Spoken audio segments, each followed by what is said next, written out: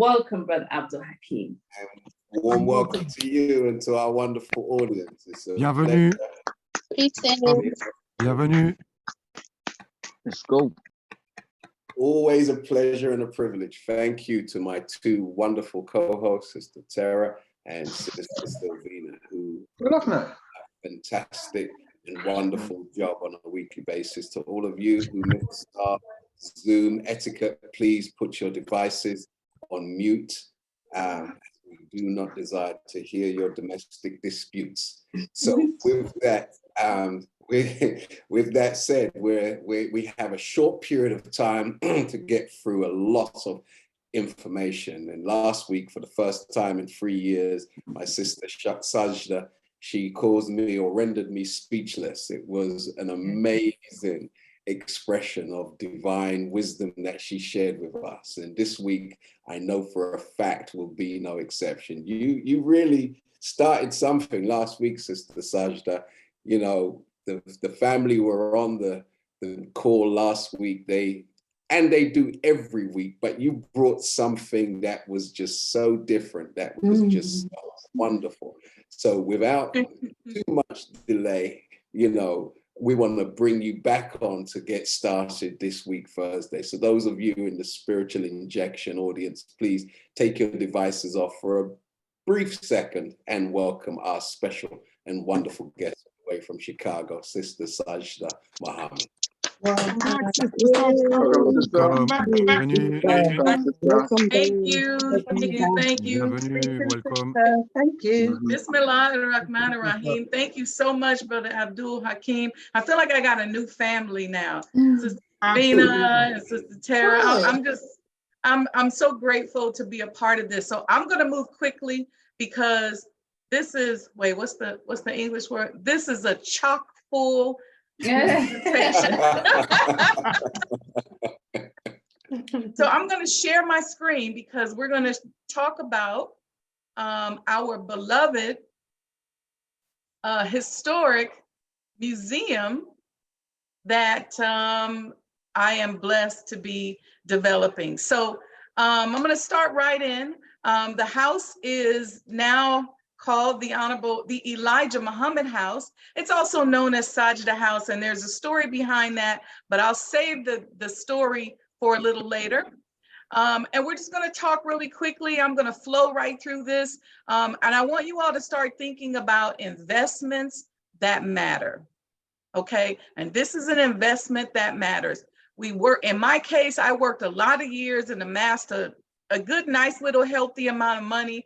And I said, okay, what do I want to do? I want to give back to the cause, to the people, to the men that are all responsible for where I am going today. So this is the Elijah Muhammad House. It is the home where the Honorable Elijah Muhammad lived from 1952 to around 1972. It is where our nation was built. So when you think about donations coming in, when you think about people mailing in their savior's letters, they were mailed to this home. So here on the left is a picture of the house in the 1960s. In the middle was it in 2019. And to the right is what it looks like today. This is a very iconic picture that took place in the dining room of this home.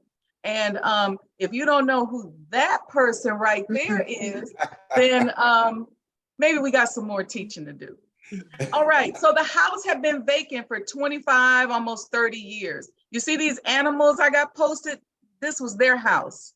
They lived in this house. They were here. This is their house. They filled up the whole house. You see that tree growing out the chimney there? That's the condition. You see all this vines? All of this. So if these animals live there, then all of their feces and everything else. The blessing about them living there is that because it was filled with raccoons, the rats didn't get to it, and our wood is about 95% preserved. The house was built in 1902, and it was designed by some famed architects known as Frost and Granger. And they're known for designing train stations. So you see like that side entrance, and there's a lot of architectural features. It was originally designed for the owners of the Libby's Food Company. And I don't know if you all have Libby's Food over in Europe, but we have it here.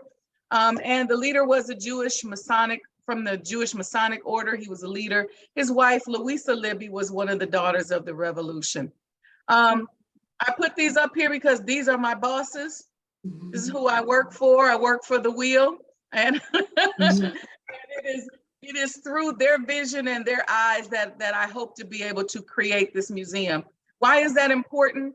Because I've had people who have offered me millions of dollars to just repackage the Honorable Elijah Muhammad and make him a historical figure without the religion and without these other two great men. And those are non-negotiables for me. All right, so I don't look back much, and it's hard for me to talk about myself. You all know my professional background. We gave that last week. But I just want to tell you a little bit about my Islamic background. All right, so I was blessed to find my original sister captain had my original pledge card, which is there to the left.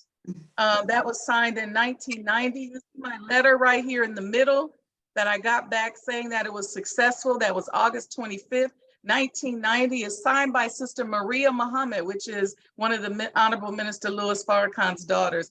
And to the right there is an essay that I wrote. Interesting what I said there about wanting to uplift the sisterhood. So we keep going. Some old pictures, that's me to the top left there practicing my letter.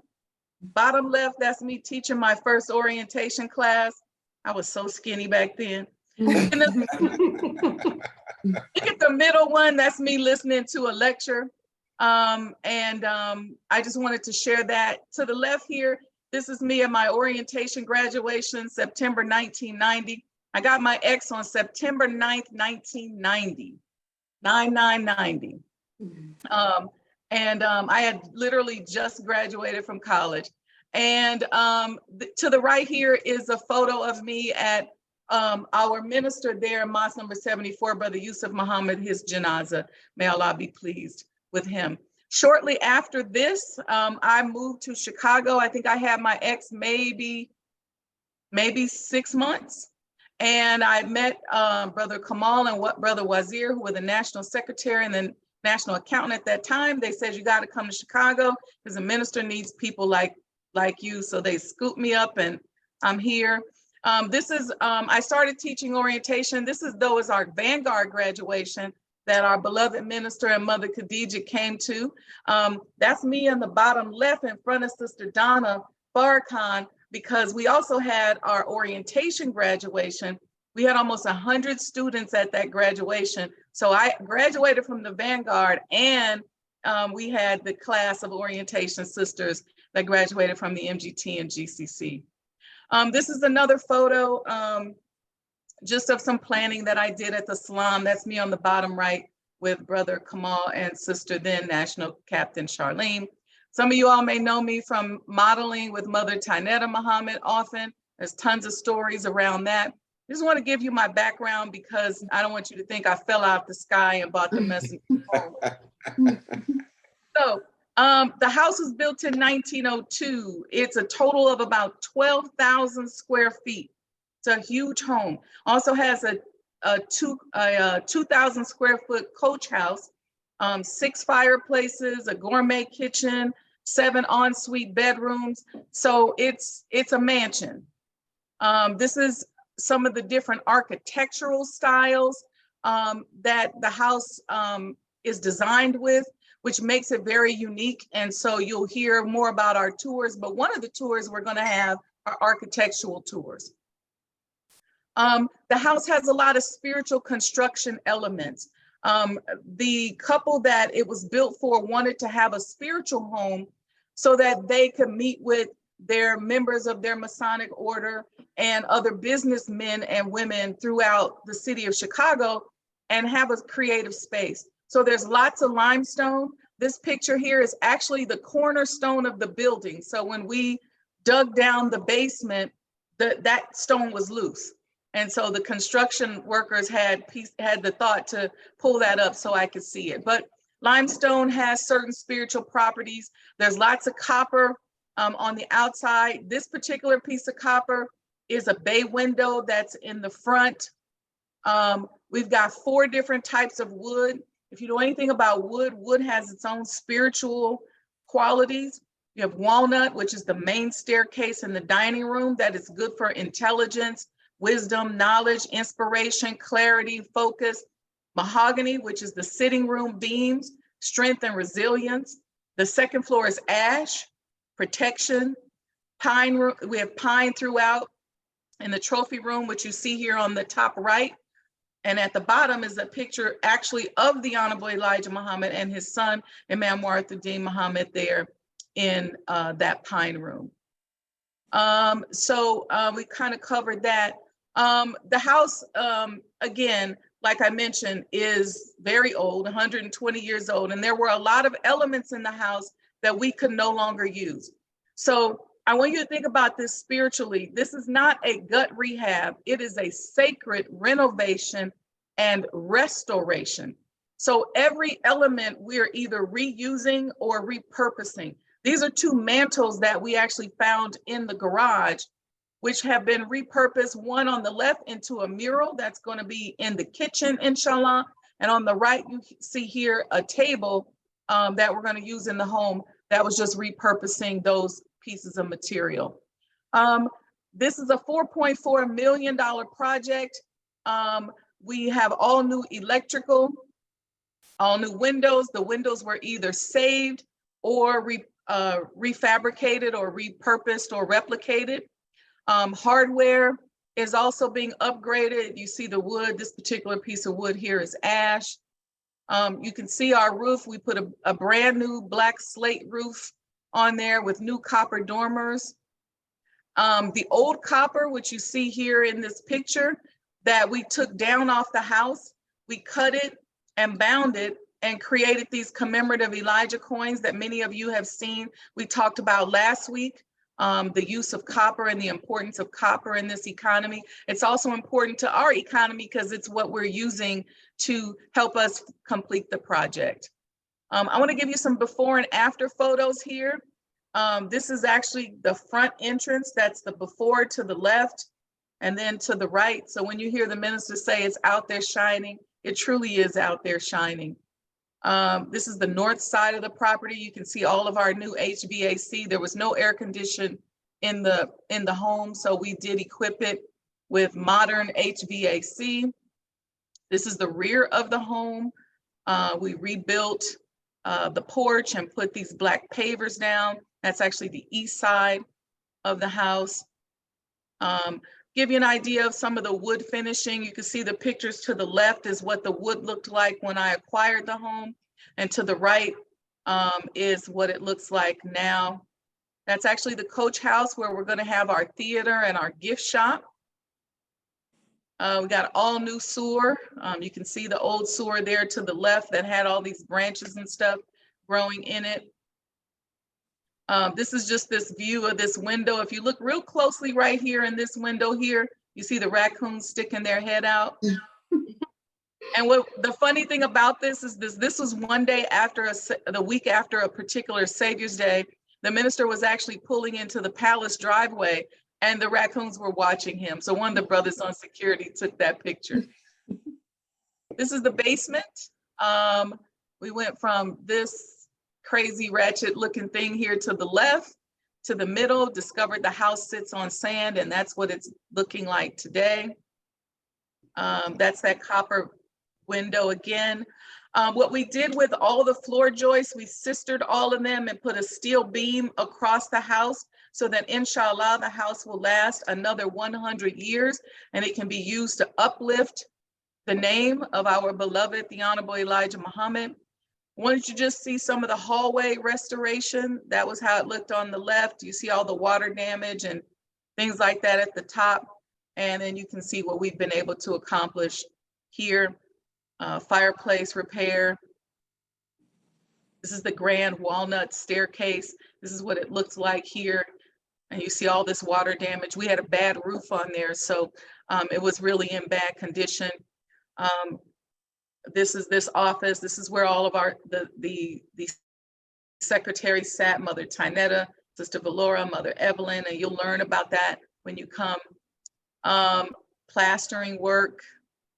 Now I want to talk, I rushed through this because I wanted you to understand that the construction is one thing, but we've had opposition.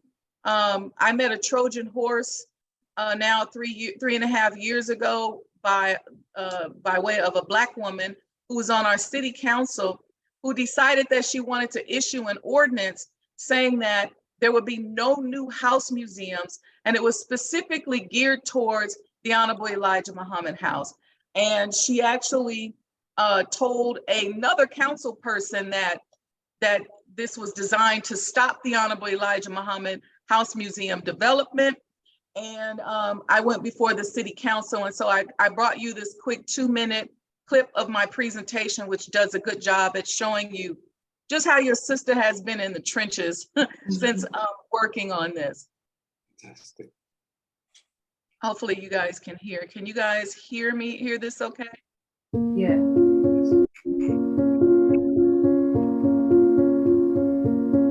As proprietor and developer of Sajda House, which is the former home of the Most Honorable Elijah Muhammad, I strongly oppose this ordinance. For over 50 years, Chicago house museums have supported the preservation and exhibition of art, books, manuscripts, recordings, cultural and historical resources for study and reading. Sajda House is in alignment with that 50-year-old history. As a Black Muslim woman who has navigated the corporate world, I have grown accustomed to being treated differently because of my religious beliefs or because of my last name. This ongoing discrimination, communicated by issuing these random stop work orders and unexplained aldermanic holds, have imposed costly delays and budget overruns for my project. Starting in early 2019, several members of my team made documented attempts to reach out to Alderman King out of respect and to offer our plan to be an asset to the community. We jokingly called it our Kiss the Ring campaign.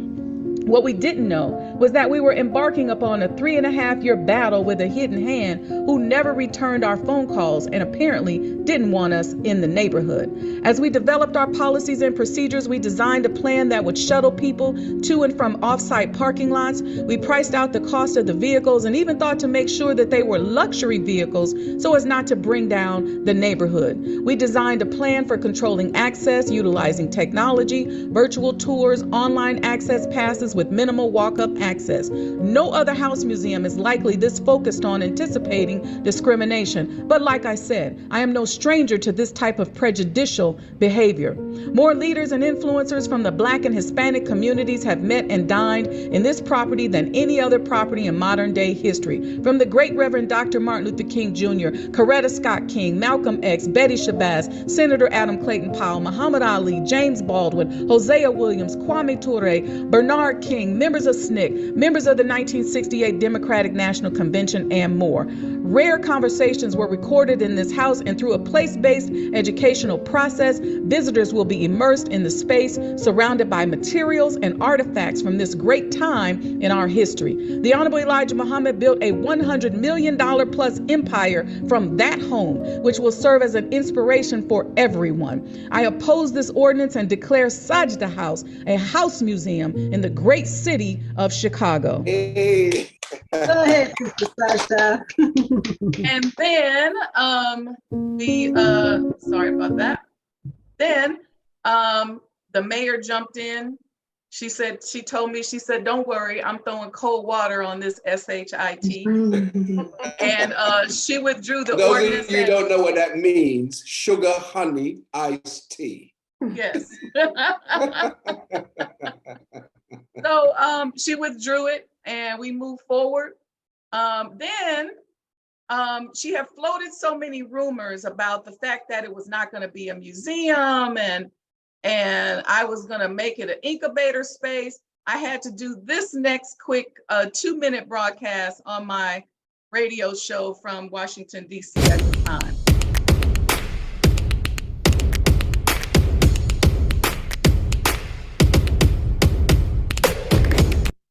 Let me say this also. I received criticism during this fight against the ordinance for talking about the Honorable Elijah Muhammad's economic blueprint and the $100 million empire that he built. Much of the criticism came from people who don't know much about the Honorable Elijah Muhammad. So the authors of the ordinance claim that when they heard me discuss how he built the empire as an example of what we as a people can do, and how when you come to the Elijah Muhammad house and see the photos and videos of the businesses, you'll be inspired to do for self. You will see how ownership is empowering and can be beautiful. I've especially encouraged African Americans and Hispanic entrepreneurs to come and experience it.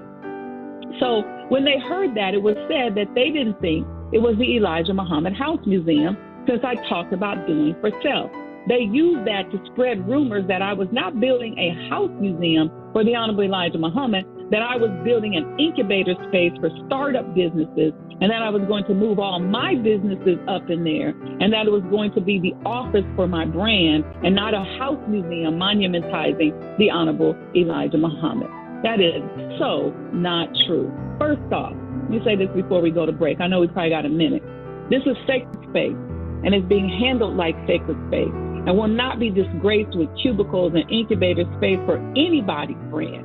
I have always heralded and presented it as sacred space. It is, in my opinion, holy. I'm a businesswoman, and if my leader created an example that is right up my professional alley, of course I'm going to talk about it. Economic empowerment and ownership is the key to our upliftment as a people. Even the migrants during the Great Migration came to cities like Chicago and built economic independence and iconic Black-owned businesses. Their influence in industries from music to insurance was vast and monumental. That, of course, is just one aspect of the great teachings and accomplishments of the Most Honorable Elijah Muhammad, and only one aspect of what you will see when you visit the Elijah Muhammad House Museum, also known as Sagza House. That is deceptive intelligence used to justify religious discrimination. You will see the example of the development of a beautiful community and ecosystem that he set before us to show us what is possible for us if we are conscious and sincere. So don't fall for the deceptive intelligence, okay? We got a minute left, they just told me. So that's so that you can see that side of it, in case you heard any of those rumors too. Really quickly, I'll run through the plans. We'll have virtual and in-person tours. So inshallah, you all will be able to log in from where you are and take the tours and listen to some of the presentations. The whole theme behind the house is that he lives. And the reason why the theme is he lives is because our beloved, the Honorable Minister Louis Farrakhan, has spent his entire life not only uplifting the Honorable Elijah Muhammad, but since he stood up in 1978, he's been presenting to us the fact that he lives and that he escaped the death plot. So that's why our technology that we're using is called He Lives technology. So it's modern times technology with augmented reality. You'll be able to log in from wherever you are. When you come there, you'll see things like this beautiful statue. It's called the Cracked Adam statue. I won't explain it in the short time that we have today, but you can see the beautiful FOI there, but they're gonna be affixed to this statue. It's actually 7 members of the African diaspora touching the Cracked Adam. And so we can talk about that a little later. But think tanks, cultural presentations, fireside chats, table talk conversation, cook talks, nutrition, virtual in-person tour, augmented reality theater, right down to the modern times and a gift shop. We were blessed, very blessed, to now be listed on the National Registry of Historic Places. The state of Illinois was so compelled by our presentation that they wrote this recommendation to the Department of Interior and said that they believe the Honorable Elijah Muhammad should be recognized for religion, social history, and ethnic heritage. This is historic in and of itself. Never could have made it without this man, without his guidance, without his love, without his demonstration. I'm not even going to go on and on because I'm not going to cry on this podcast today, but he is the door. So the end, we're about 85% done with the project. I mentioned that I'm about $4.4 million or so in. We just got a little bit left to go. So that's why you see me raising money on social media. These are the big cast of supporters, people who have been really supportive just throughout since the beginning, ever since I got the house. This group has been there with me, lock, stop, and barrel. And so that's it. I just wanted to share that with you. So when you hear me talking about preservation of our history, when you hear me talking about He Lives and all of this, you understand that it's all about Sajda House, or the Honorable Elijah Muhammad House Museum. So Fantastic. Thank you for listening. And we thank you for presenting my sister, Sister Sajda Muhammad. Give her a big round of applause. Thank you. Thank you. Thank you. She's going nowhere. She's going to be here. Oh, praise be to God. Wasn't that phenomenal?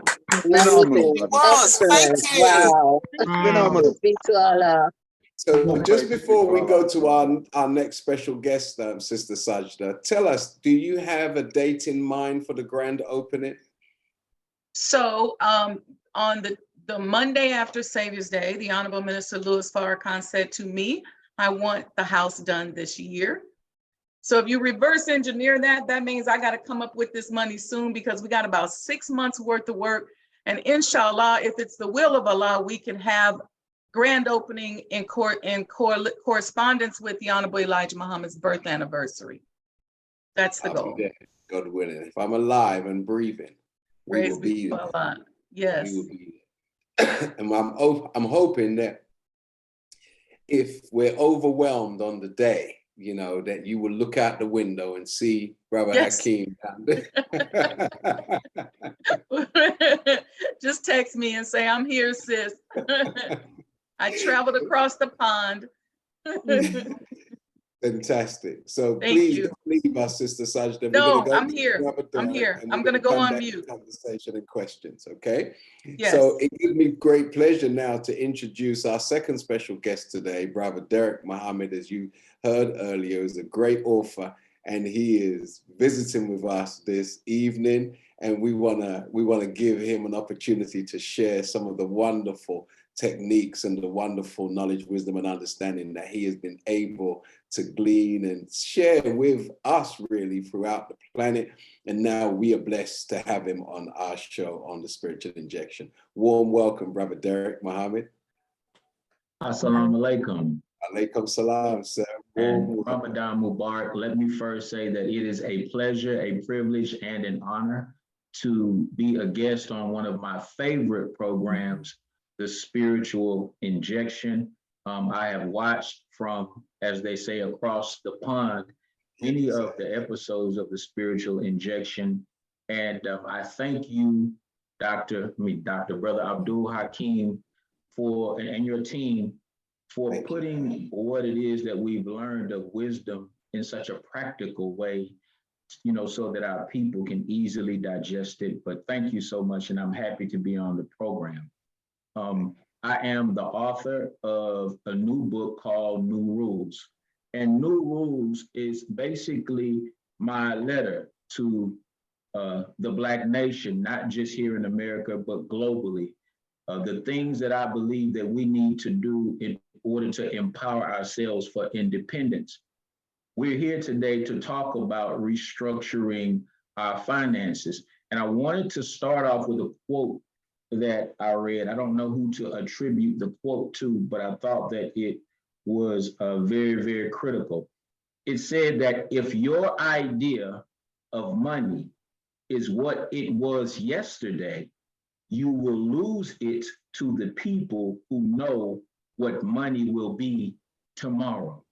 Mm-hmm. And that being said, in order for us to restructure our finances, we must first be willing to restructure our thinking.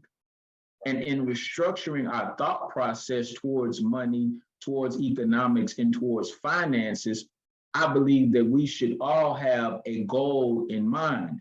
You know, anytime you embark upon a particular endeavor, you always have a goal in mind. And I believe that personally, And as a people, as a community, the goal in the restructuring of our finances must be toward ownership and independence. If you have an economic plan and the plan does not include ownership, then the plan is simply not big enough, because we have learned that the only way for us to be free is for us to be independent of our former slave masters. You know, Minister Farrakhan taught us that the man by the name of Rothschild, he made a quote, and Rothschild said that, you know, I don't care who is king, I don't care who's the prime minister, I don't care who is the president. This is Mr. Rothschild speaking. As long as I control the purse strings. So we've had a Black president here in the United States of America. We have Black people who are the face of the music industry, the political system, the educational system. Black people are the face of every industry in this country, because, you know, Black folks are what they call the soul of America. But we do not control our own purse strings. And until we get to the point to where we have power and control over our own purse strings, we will forever be hewers of wood and drawers of water for Caucasian people. So here in America, and I write about this in the book, you know, New Rules.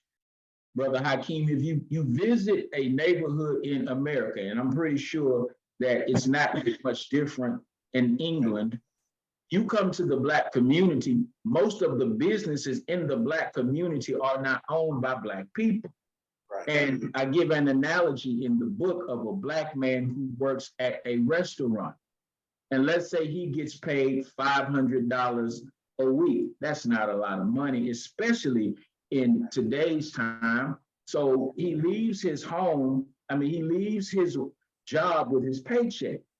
He goes across the street, and because he doesn't have a bank account, so he cashes his check at a check cashing place. And they charge him $25 to cash a $500 check. So now he has $475 to his name. He goes across the street from the check cashing place and he pays his light bill. Let's say his light bill is $175. All right, now he's down to $300.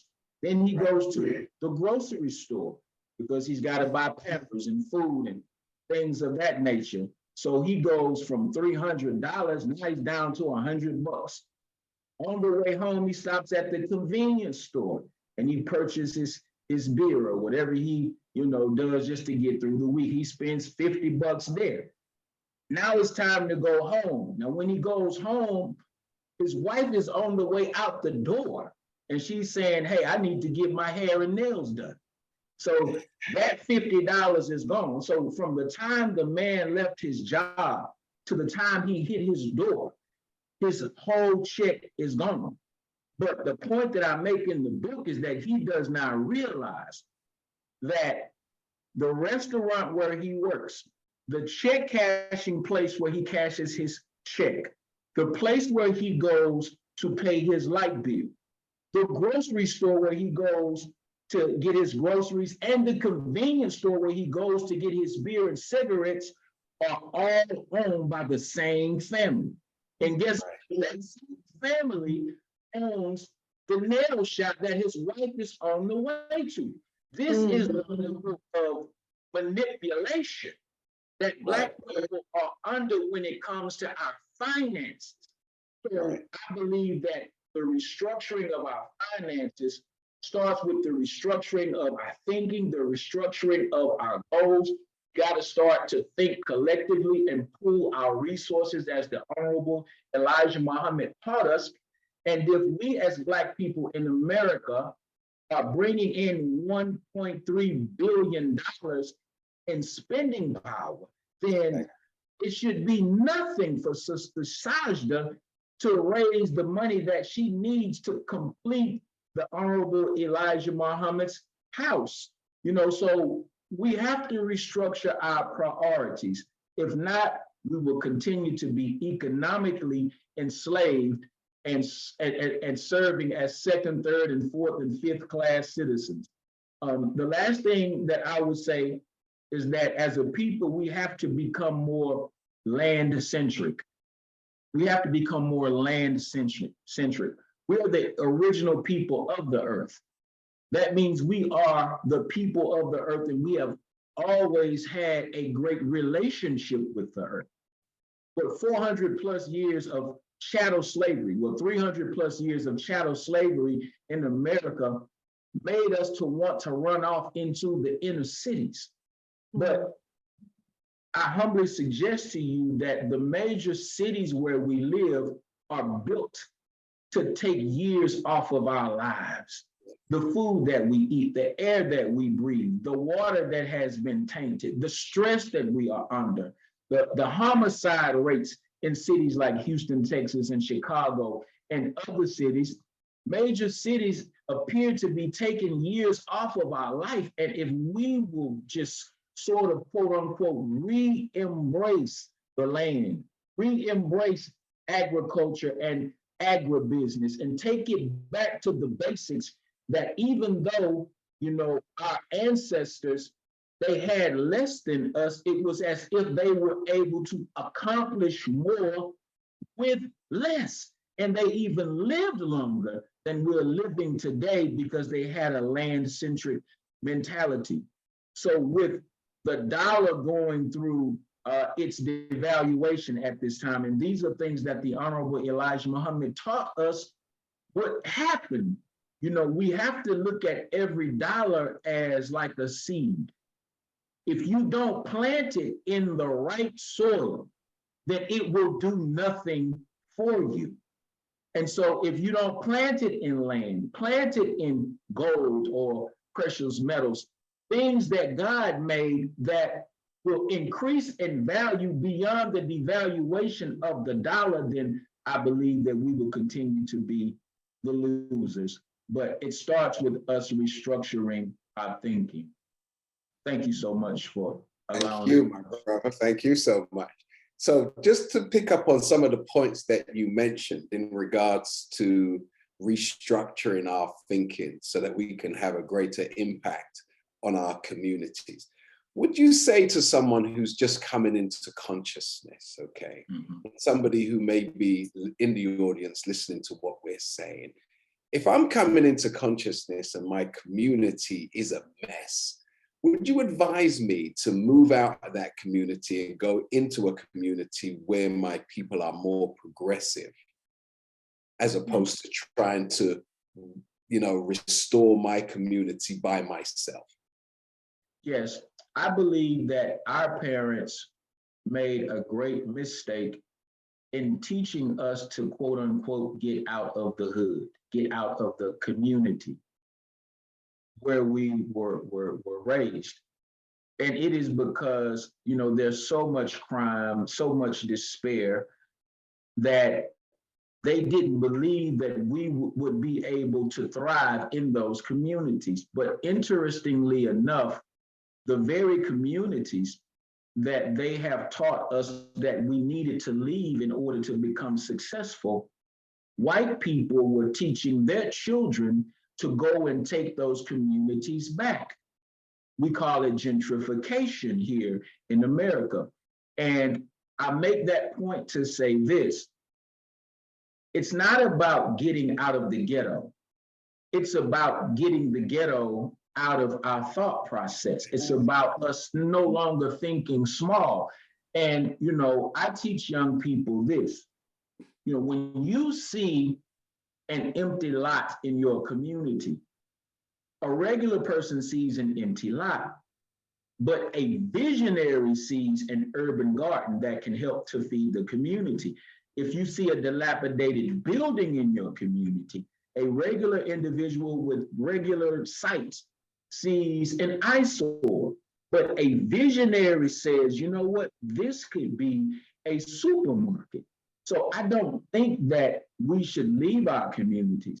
I think what we should do is study hard, pool our resources, and find a way to become visionaries, to see what that community could become. because the very communities that we hurried up and left, these young white developers came right in, swooped up that land. And interestingly enough, Brother Hakeem, you know, the empty lot across the street from your grandmother's house, you saw no value in it until a white developer came and built a 3-story townhome, you know, on it. Now, all of a sudden, you see value in it. We have got to stop waiting for European and Caucasian people to see value in what we have in order for us to see value in it ourselves. So I say, no, you don't have to move out of your community. Be a light in your community and for your community, and let us do as the Honorable Elijah Muhammad teaches, make our own community a decent place to live.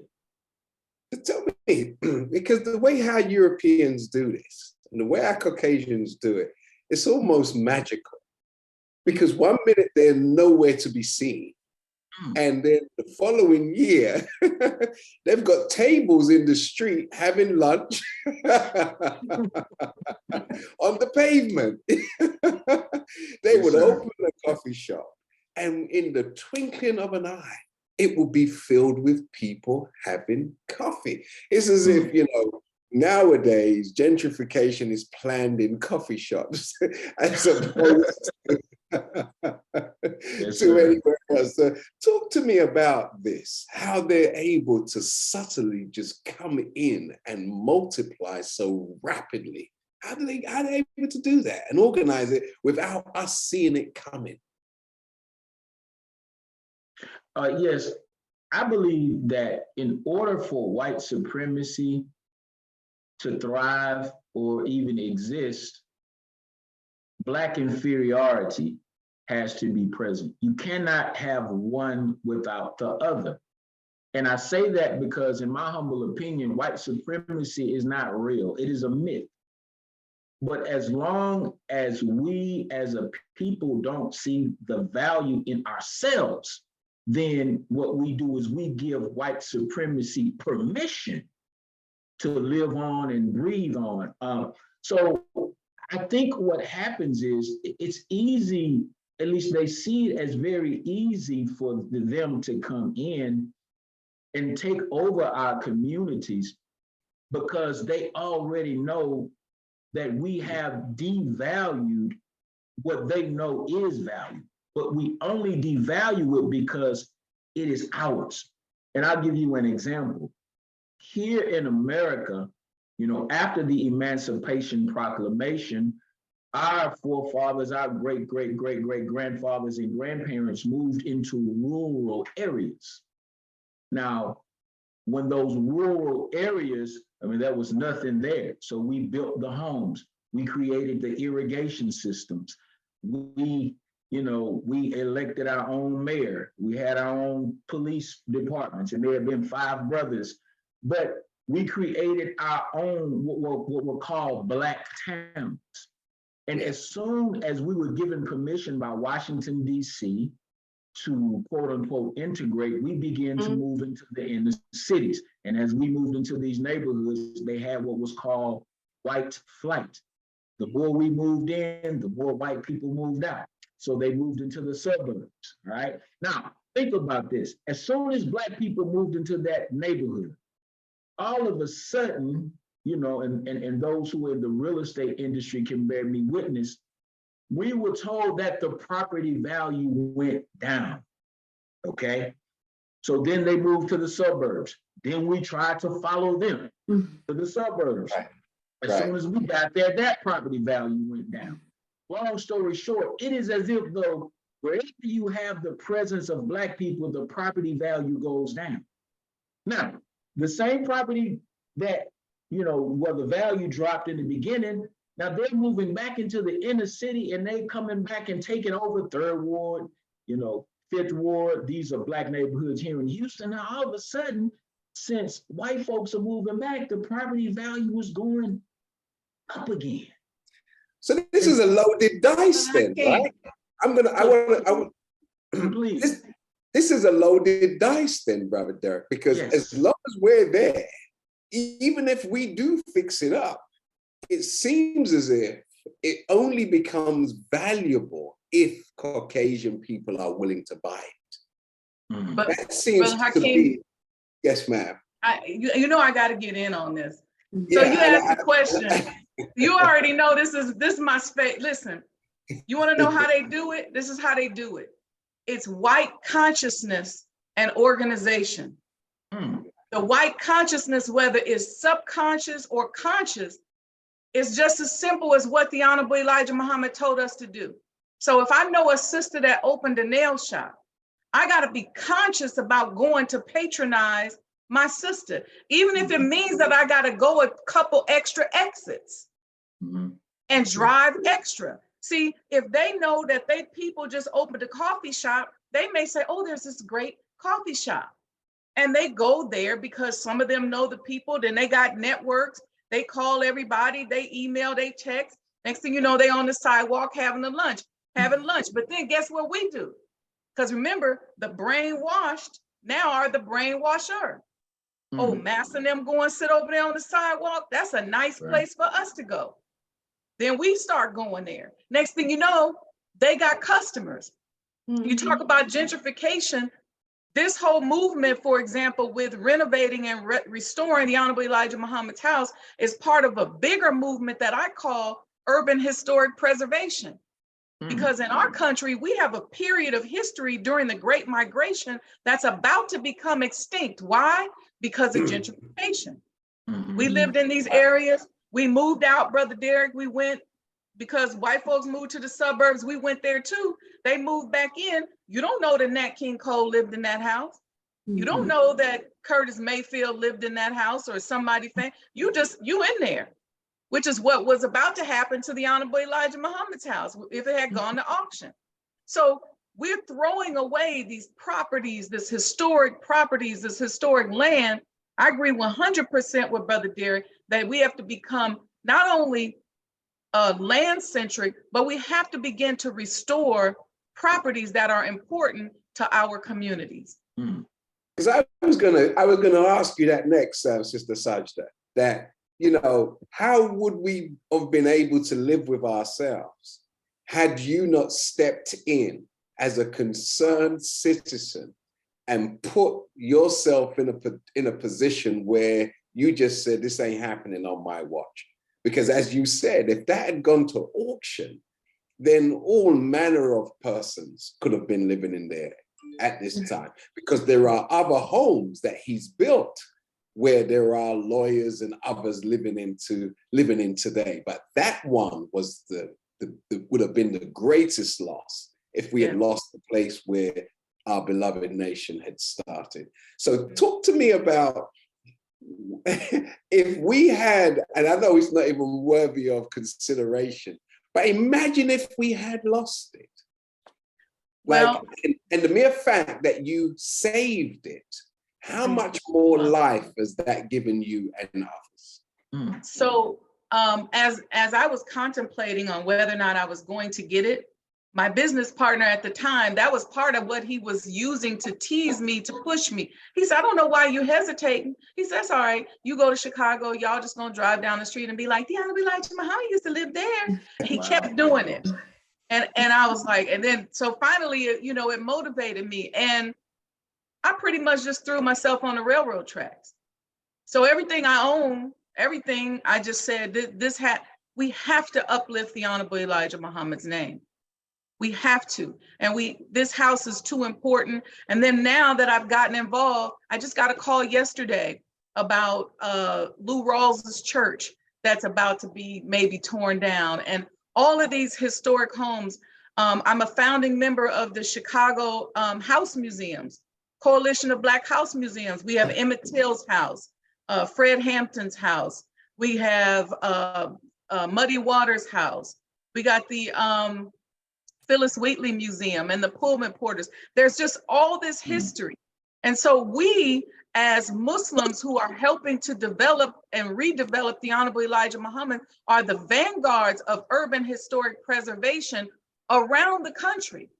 And believe it or not, there's a trend happening where our properties are being purchased and bought up by federal agencies around the country. That's from Houston to Minnesota to Chicago to New York. They want our history. Why? Because there's tourism dollars.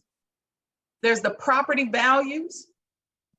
Then they get to control the story. What did I tell you? They told me, they said, well, they said, and I quote, I won't even say who, there are millions of dollars available for you.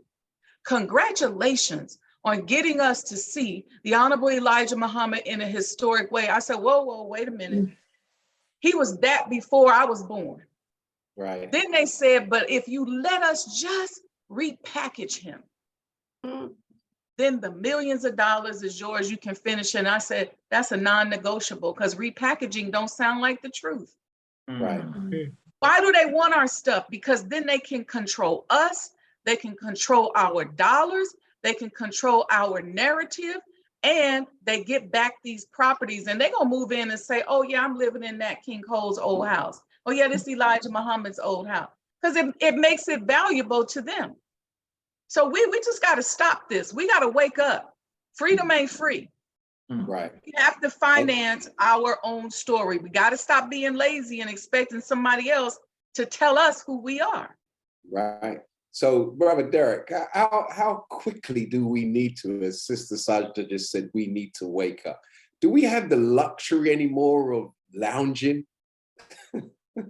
Or does the wake up need to be like a stick of dynamite under the bed? Absolutely not, dear brother. We have to realize that we are at war on every level. And what Sister Sajda is doing, you know, on the surface, it looks as if though she's just done a beautiful thing by purchasing the Honorable Elijah Muhammad's former home and turning it into a museum site for, you know, his remembrance.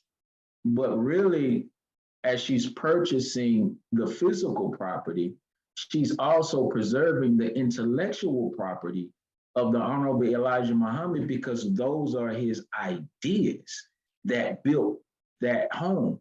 So I want to say thank you so much, sister, because it is a fine example. But we have to move with the sense of urgency, Brother Hakeem, that our sister Sajda speaks of. Not only does she speak with a sense of urgency, she's executing and getting things done. There's a movie by the name of Platoon. And I remember watching this old war movie, and there was one of the soldiers, he was firing away and he had his Kevlar helmet on his head. And a bullet came and hit the Kevlar helmet and bounced, this a bulletproof helmet, and bounced off of the helmet.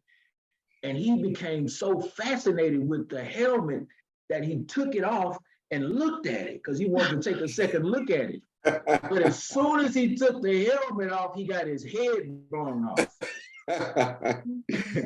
And so we're living in the time where we must realize that we are at war 24/7. And the principles that we're discussing today is sort of like that helmet. Don't take it off for 1 minute, 1 moment. As soon as you blink your eye, you may think you own something, they'll snatch it right from, you know, underneath your feet. But the time in which we live in is for all of the marbles. So to answer your question directly, dear brother, we have no time to waste at all. We must move out on what we have been taught with a greater urgency and a sense of fearlessness unlike ever before. So with that said then, there must be some big fields awaiting those who are willing to wake up, right? So just speak to us, both of you, on the opportunities that are available for the wide awake man or woman. You want me to go first, Brother Derek? Please, yes, ma'am. Listen, I say this all the time. The Honorable Elijah Muhammad and the Honorable Minister Louis Farrakhan, they threw us an alley-oop. He said, unite. He said, pool your resources. Stop wanton criticism. Buy black Muslim. What does that mean? What does that do to the algorithms in this data-based economy that we live in? All it takes is for us to just unite. That's the reason why the FCC comes down on influencers as soon as they do something wrong. Why? Because they making predictions that see the economy, but what if we say, you know what, we're not going to behave in the manner in which your assumptions that have produced your algorithm tell you that we're going to behave. We're going to unite. We're going to all get behind Brother Derek, or we're going to all get behind Brother Abdul Hakim, or whoever. We're going to get behind this project. And if we stop buying certain things and buy our own, all it takes is just a little bit of change in that algorithm to literally make stocks fall and put us in a position of power. So I say they threw us an alley-oop because now you see across the world, there's moral issues about people not wanting people from America, especially, to come to those countries because of our moral behavior. If you go back to our Savior's Day message, where we know what we got to do to save ourselves, we've been given all the tools. We know how to act. We're creative. We know how to disrupt industries. Yes. We know how to unite. We know how to pool our resources. He's given us all the tools. Then on top of it, he built an almost $100 million empire in the 1970s in an economic condition that's worse than what it is today, when interest rates was 20%. How did he do it? Focus on the needs of the people. He gave it to us. We just got to do it. Right. Phenomenal. Yes. And that is the perfect point. Sorry, Brother Derek, to interject. That's the perfect point for me to interject with. You know, the points that you're raising with regards to, you, Brother Derek, earlier mentioned extracting the ghetto from our mind with regards to how the value that we place on things, and having a visionary approach to finances. That's exactly what we intend to do when we cover the psychology and the language that we have, that we all possess with regards to money and aspects of how we view that. On Sunday, and I have to mention it now, there was, by popular demand, we had over 50% of our guests last week saying that they would want to participate in this introduction to psychology and the language of money. We'll be focusing on childhood money memories, the purpose of money, spending versus circulation, and also our mindset in terms of our approach to money. So our sister Sajda will be leading on that.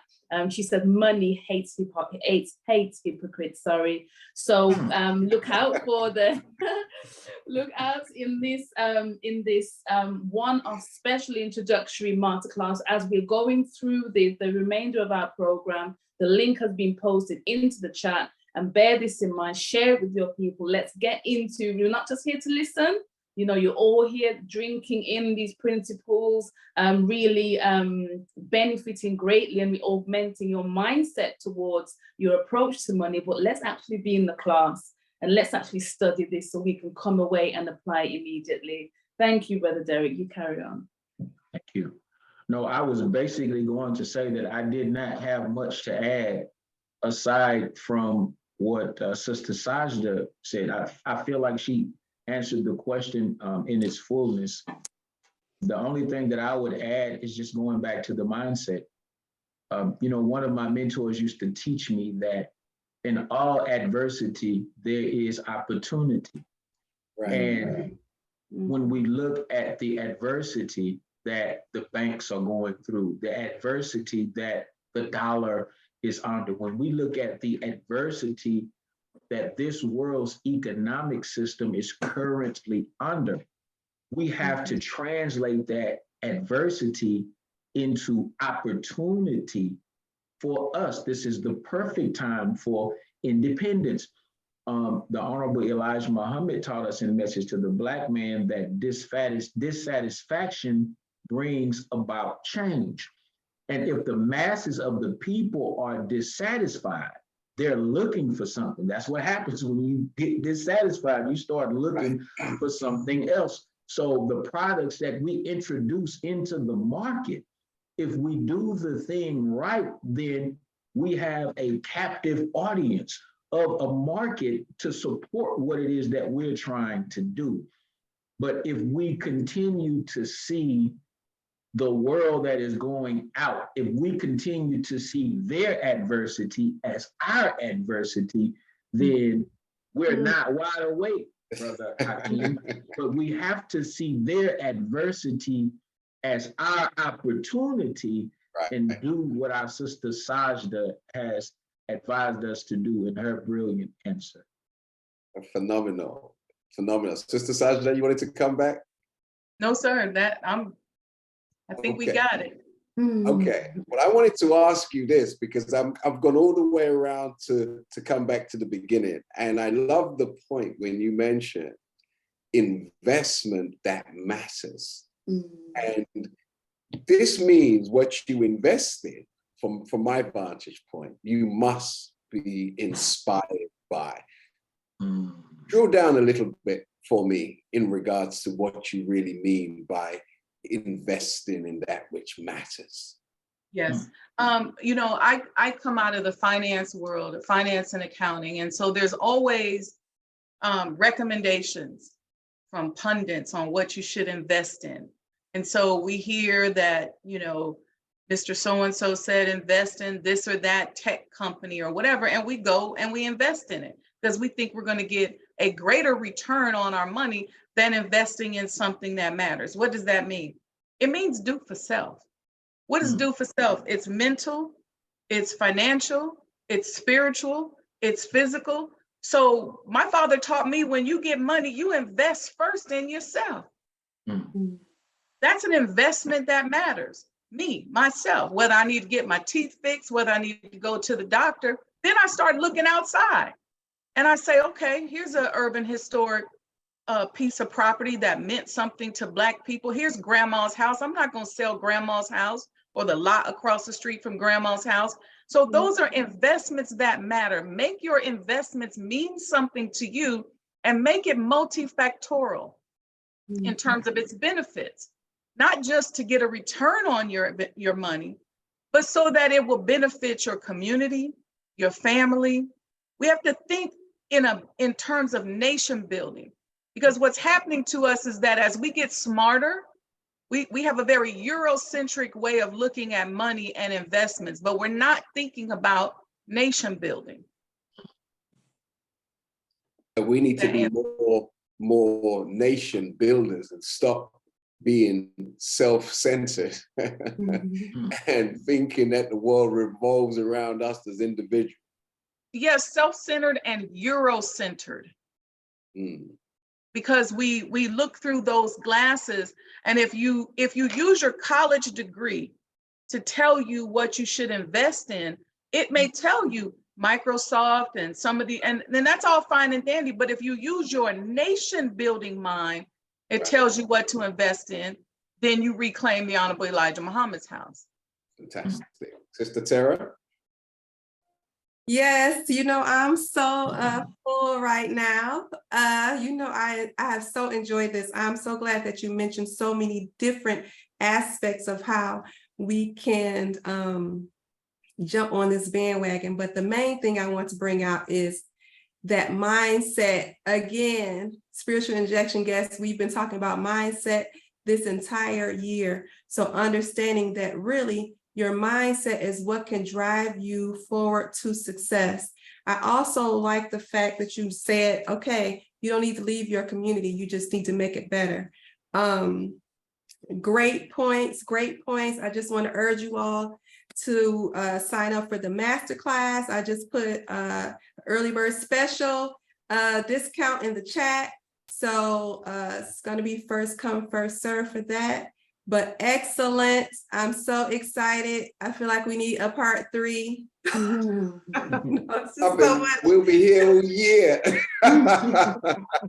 It's so, I mean, it gets you so in the chat, people are inspired.